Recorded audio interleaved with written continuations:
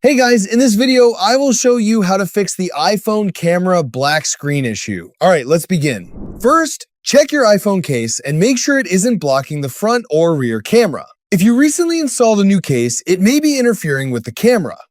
Next, clean both the front and rear camera lenses using a microfiber cloth. Dust, fingerprints, or debris can sometimes prevent the camera from working properly.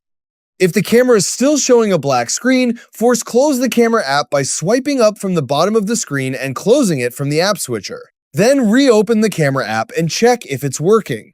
If the problem continues, perform a force restart. Quickly press and release the volume up button, then the volume down button.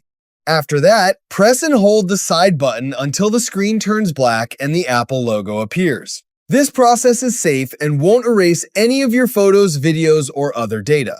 If the issue still isn't resolved, go to Settings, General iPhone Storage, and make sure you have enough available storage. If your storage is full, delete unnecessary photos, videos, or apps.